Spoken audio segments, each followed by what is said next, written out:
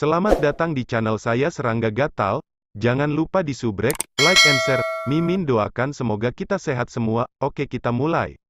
Di bawah langit malam, sayap elang sisik hijau seperti pisau, menembus lapisan awan dan ombak. Jin Xiao Chuan, seorang pejuang fana, siapa yang pernah merasakan sensasi perjalanan di ketinggian seperti itu? Dia sangat ketakutan sehingga dia berbaring di sayap Qian sekeras besi, dengan keringat dingin di dahinya. Tetapi secara bertahap, ketika dia menyadari bahwa Su Yi dan Ning Xihua sama-sama terlihat seperti biasa, Jin Xiao Chuan mengambil keberanian dan melihat ke bawah dengan ragu-ragu. Karena saat itu malam dan jaraknya sangat jauh dari tanah, saya hanya bisa melihat garis kabur pegunungan dan sungai yang menghilang dengan cepat di belakang saya, dan saya tidak bisa melihat benda-benda di tanah dengan jelas. Sampai dia melewati sebuah kota, Jin Xiao Chuan tiba-tiba melebarkan matanya. Anda dapat melihat cahaya redup di tanah, kota besar seperti kotak, dan bangunan di kota seperti kacang. Ya Tuhan, seberapa kecilkah kota di dunia ini? Jin Xiao Chuan terkejut. Pandangan luas yang merendahkan ini membuatnya merasakan ketidakberartian orang biasa untuk pertama kalinya. Apa yang istimewa dari Sungai Dacang di dekat Qian Xuanling? Tiba-tiba, Su Yi bertanya dengan keras. Jin Xiao Chuan membeku di dalam hatinya, menahan pikirannya yang kacau, dan berkata dengan hormat. Melaporkan kepada orang dewasa, sungai itu memiliki 9 tikungan dan 18 tikungan, arusnya deras, dan terdapat banyak terumbu bawah laut. Kalau ada tempat khusus, itu sesekali, akan ada pemandangan yang sangat aneh dan tidak normal di sungai itu. Terkadang akan ada kabut tebal yang memenuhi langit dan menghalangi matahari, dan Anda tidak dapat melihat apapun. Kadang-kadang akan ada badai guntur dan kilat yang mengamuk, membuat orang bertanya-tanya apakah ada naga yang tertidur di dasar sungai. Dalam beberapa tahun terakhir, saya tidak tahu berapa banyak kapal yang hancur di dekat pegunungan Qianshuan, tetapi jika ada pilot yang berpengalaman, tidak akan ada masalah besar. Mendengar ini, Su Yi menyela, selain ini, apakah ada hal-hal aneh dan tidak normal lainnya? Jin Xiao Chuan mengerutkan kening dan berpikir keras untuk waktu yang lama, tiba-tiba teringat sesuatu, dan berkata, melapor kepada tuanmu, ada desas-desus bawah dacang di sisi Qian Xuanling di kedalaman sungai, ada kota bawah tanah, dan ada banyak yaksa sura yang bersembunyi di dalamnya. Beberapa orang bahkan mengatakan dengan pasti bahwa mereka melihat roh-roh jahat di dalam air, dan masing-masing lebih menakutkan daripada yang lain. Oleh karena itu, pada tahun-tahun ini, kapal penumpang yang berlayar di sungai itu akan menyiapkan beberapa kurban, membakar dupa untuk mempersembahkan kurban, dan berdoa agar mereka tidak menjadi sasaran roh jahat di dalam air. Setelah mendengarkan, Su Yi tidak bisa menahan diri untuk tidak berpikir keras. Ning Xiji juga sepertinya menyadari sesuatu, dan berkata, sepertinya Qian Xuanling memang agak aneh dan tidak normal. Su Yi berkata, Anda mungkin dapat melihat beberapa petunjuk saat sampai di sana. Elang sisik hijau sangat cepat, dan dalam waktu kurang dari 1 jam, pegunungan Qianshuan yang diselimuti kegelapan dapat terlihat dari jauh. Tuan, itu adalah Qian Xuanling, yang membentang sejauh puluhan mil. Jin Xiao Chuan berkata cepat. Su Yi berdiri, meletakkan tangannya di punggung, dan melihat ke bawah. Di bawah malam, pemandangan dari ketinggian, pegunungan dan sungai menjadi gelap dan buram. Tanpa akal sehat, Su Yi hampir tidak bisa membedakan garis besar dan tren pegunungan dan sungai hanya dengan penglihatan. Namun, itu sudah cukup. Biarkan penghalang jahat ini mengelilingi sungai dekat Qian Xuanling. Su Yi berkata dengan santai.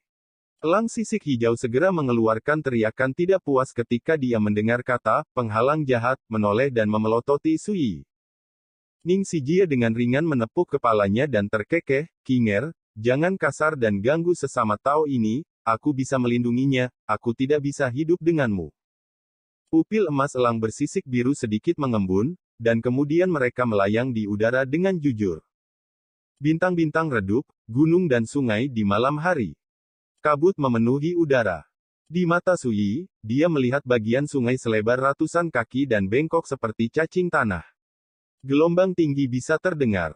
Setelah beberapa saat, Su Yi menarik kembali pandangannya dan berkata, memang ada yang salah dengan tempat ini. Tata letaknya sebenarnya seperti formasi alami. Ning Xijia juga terkejut dan melihat beberapa petunjuk. Ini bukan tempat yang baik, yin dan roh jahat terlalu berat, ayo pergi ke tanah untuk melihat. Setelah Sui berkata, elang bersisik biru dengan patuh mulai menyapu ke tanah. Tidak lama kemudian, ketiganya tiba di pantai berpasir di tepi sungai Dacang, di sebelah Qianshuan Ridge. Kinger, cari tempat untuk menunggu. Ning Xiu menasihati.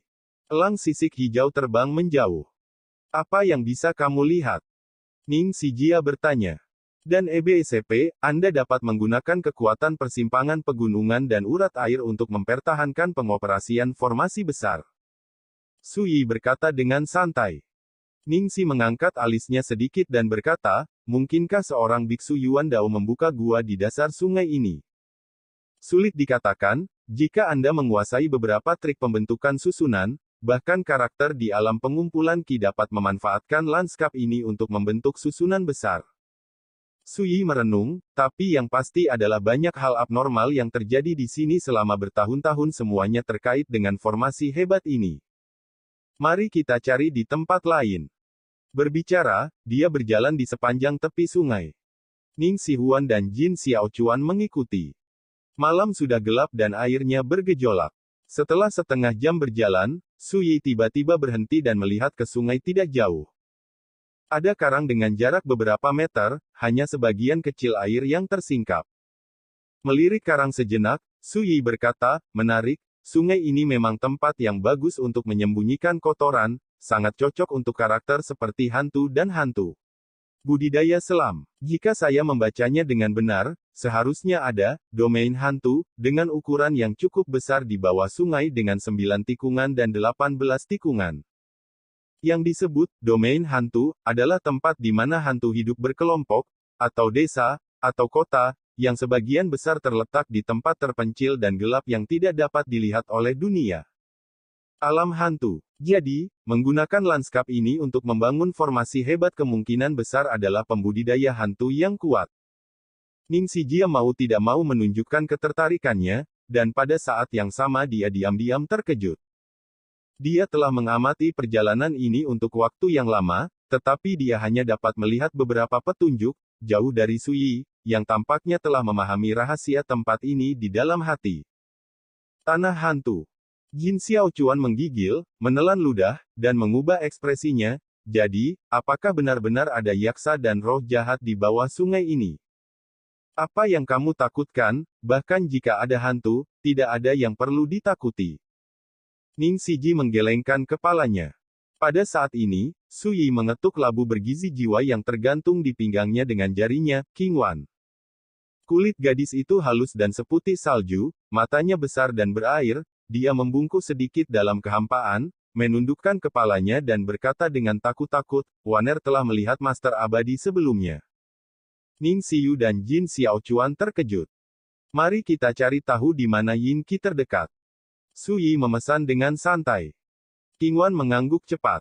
Dia mengambil napas dalam-dalam, dan pada sosok anggun dan ramping, gaun merah berkibar, dan gelombang kekuatan yang tidak jelas dan misterius melonjak, dan jauh di dalam mata dan feng yang jernih dan bersih, samar-samar muncul. Cahaya ungu bersinar. Kultivasi gadis ini sangat cepat, dan dia telah memantapkan jiwanya ke level ini. Mata Sui sedikit aneh. Selama periode waktu ini, dia hanya sesekali memberikan instruksi tentang latihan Qingwan. Tapi aku tidak menyangka gadis ini memiliki tanda samar bahwa dia akan menjadi hantu.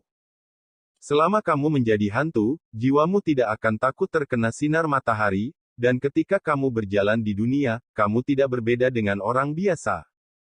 Pada titik ini, Anda memiliki dasar untuk benar-benar memulai jalur kultivasi hantu.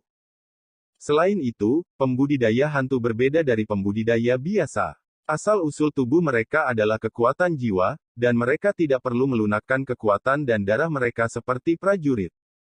Jadi ketika Qingwan menjadi hantu, kamu bisa langsung melangkah ke jalur Yuan Dao.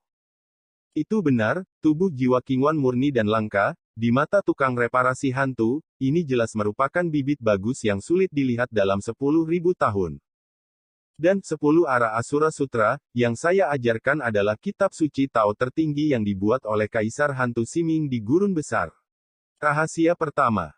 Selain itu, selama periode waktu ini, ada obat mujarab yang telah kuberi makan, sulit baginya untuk berkultivasi tanpa berubah. Suyi diam-diam berkata, tapi ada sesuatu yang aneh di hatinya. Jika Qingwan menjadi hantu, berarti kamu bisa langsung masuk ke Yuandao dan menjadi biksu Yuandao. Tidak ada perbedaan. Tidak, saya tidak bisa membiarkan dia berlatih begitu cepat, jika tidak maka sudah terlambat, begitu fondasinya tidak ditempa, itu pasti akan mempengaruhi manfaat luar biasa yang bisa didapat oleh kultivasi ganda. Suyi memutuskan untuk mencari kesempatan untuk mengajar Qingwan secara pribadi, dan memberitahu dia cara menyelesaikan Taoisme dan mengumpulkannya, agar tidak memiliki fondasi yang lemah dan memengaruhi kultivasi gandanya di masa depan. Guru roh, saya merasakannya, itu ada di sana. Qingwan tiba-tiba menahan napas dan merentangkan jarinya ke kejauhan. Anda akan memimpin. Suyi memesan. Segera, Qingwan memimpin, Suyi dan yang lainnya mengikuti. Rekan Taois, gadis Qingwan ini luar biasa. Kemurnian tubuh jiwanya dan misteri nafasnya jelas merupakan sesuatu yang hanya saya lihat dalam hidup saya. Di jalan, mata Ning Sixi penuh kejutan. Jika bukan karena itu, aku tidak akan membiarkan dia tinggal di sisiku. Suyi berkata dengan santai. Ini tidak sopan. Itu ditakdirkan untuk menjadi cerah. Petik 2. Ning Sijia terkekeh. Ini adalah alam. Suyi berkata dengan keyakinan yang dalam, orang yang dapat saya pilih sebagai kultivator ganda dapat dengan mudah melangkah ke ranah kekaisaran di masa depan. Ganda, perbaikan ganda. Ning Sijia memiliki kejanggalan yang langka, dan dikejutkan oleh kata-kata santai Suyi. Pria ini, alasan mengapa dia menjaga gadis yang sangat cantik ini di sisinya adalah untuk kultivasi ganda. Ning Sijia hanya bisa diam. Awalnya, dia harus memarahi pihak lain karena tidak tahu malu. Namun, pernyataan Suyi yang meremehkan, dan keterbukaannya yang tidak tersamar ketika mengucapkan kata-kata ini membuatnya tidak tahu harus berkata apa. Kok bagus. Ning Siyu tidak bisa menahan diri untuk tidak melihat Qingwan, yang memimpin, merasa sedikit aneh di hatinya. Jika dikatakan bahwa Suyi tamak akan kecantikan, tetapi tidak demikian, jika tidak, bagaimana mungkin untuk melepaskan kecantikan seperti Wen Lingzhao begitu saja kemarin? Jika Anda mengatakan bahwa dia tidak bernafsu, tetapi setelah mendengar tentang pengalaman Zhuge King, dia segera memanfaatkan malam untuk memulai aksi. Selain itu, ada juga seorang gadis cantik yang akan bertindak sebagai tungku perbaikan ganda di masa depan. Orang ini sangat sulit ditebak. Ning Sijia diam-diam menggelengkan kepalanya. Omong-omong, hal-hal ini tidak ada hubungannya dengan dia, terlebih lagi, sebagai seorang praktisi, dia secara alami tahu bahwa bahkan di antara orang-orang tak tertandingi yang mencapai langit dan bumi, ada banyak beberapa romantis sosok yang menyukai kultivasi ganda. Sama sekali tidak mengejutkan. Sebaliknya, kata alam kekaisaran, dalam dialek Suyi membangkitkan minat Ning Sihua. Apakah menurutmu gadis Qingwan itu terlihat seperti seorang kaisar? Ning Sijia bertanya dengan lembut. Suyi berkata dengan santai, bagaimana menurutmu? Ning Siji berpikir sejenak, dan menghela nafas, jika kamu ingin membuktikan Tao dan menjadi kaisar, kamu harus memiliki ketekunan yang besar, kebijaksanaan yang besar, dan keberuntungan yang besar, dan salah satu dari ketiganya adalah. Suyi meliriknya dan berkata, sepertinya kamu tahu banyak tentang situasi ini. Ning Siji menggelengkan kepalanya dan berkata, aku juga sering mendengar desas-desus. Bagiku sekarang, alam ini terlalu jauh.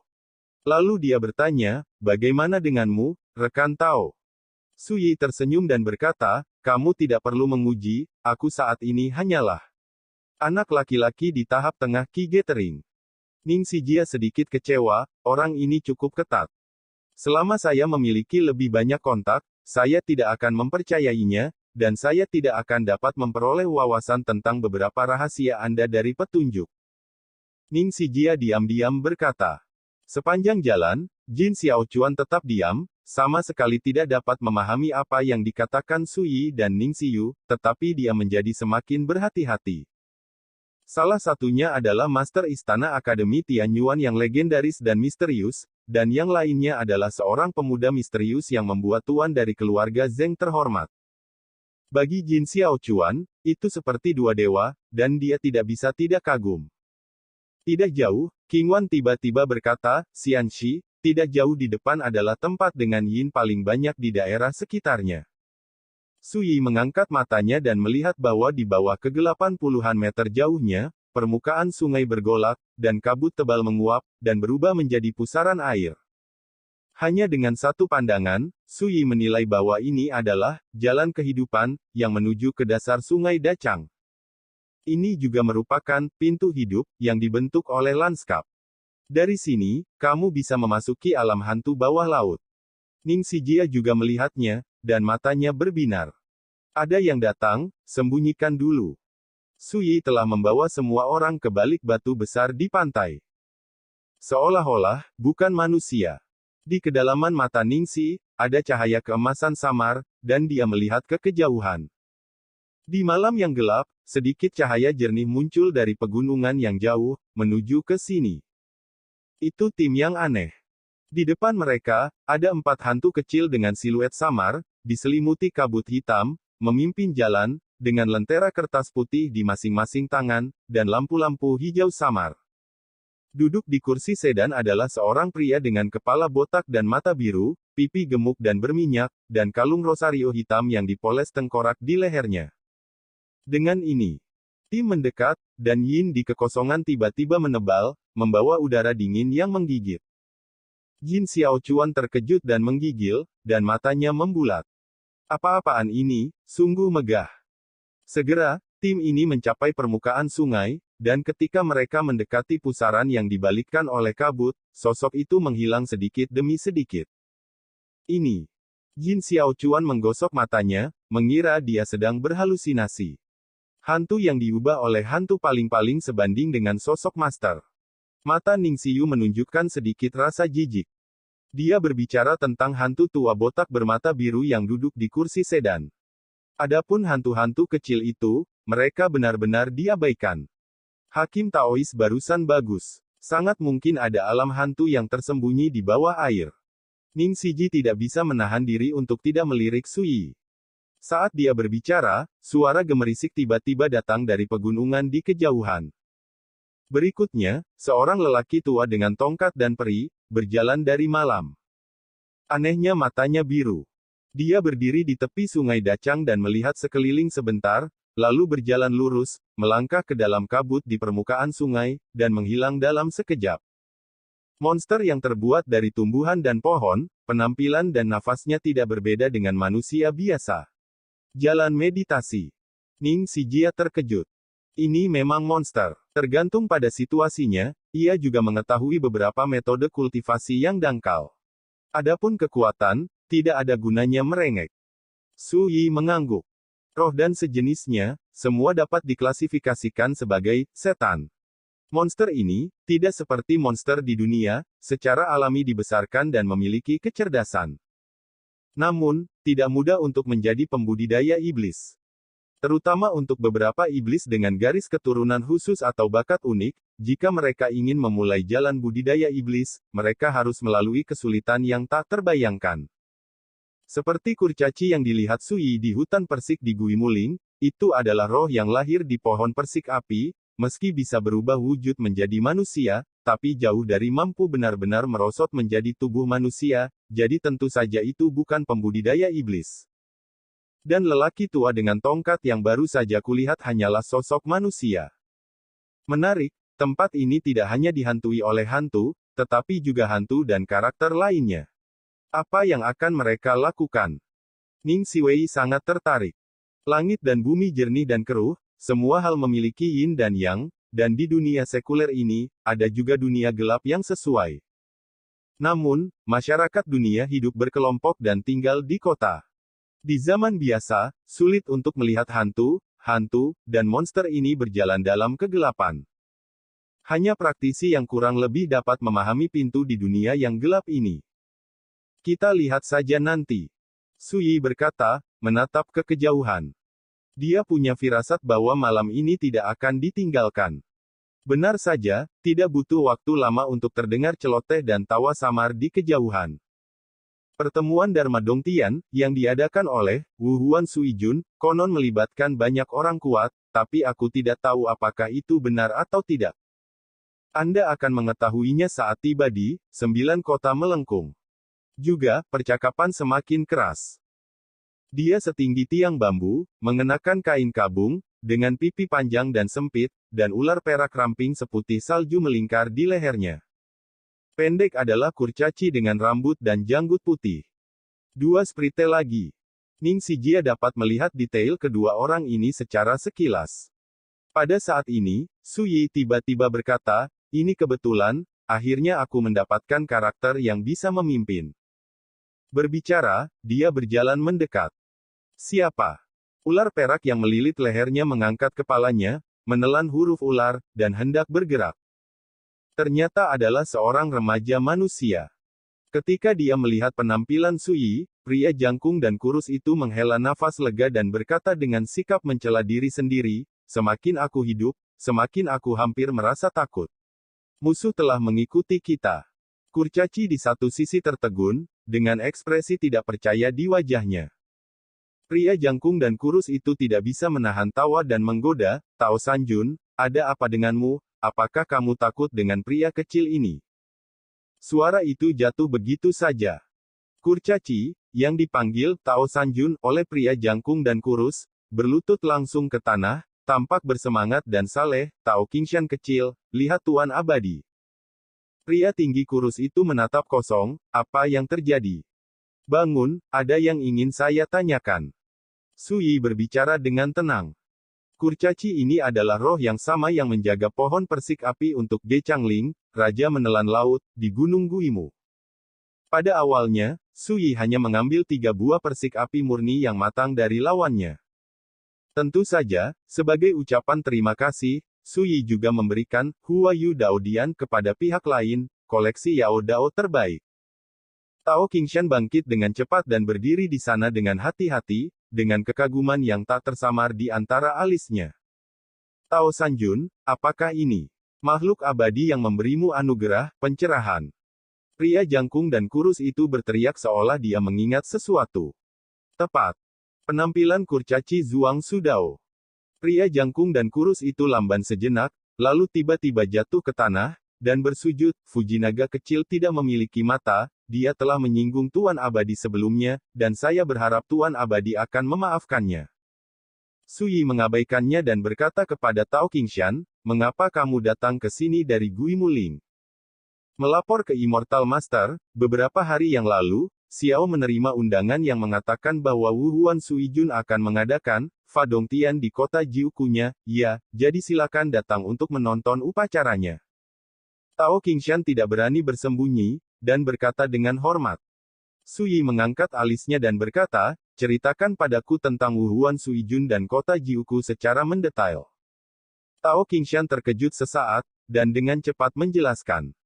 Ternyata di dasar bagian sungai ini, terdapat area hantu bernama Kota 9 Kurva. Juga merupakan karakter terkenal di wilayah Gunzu.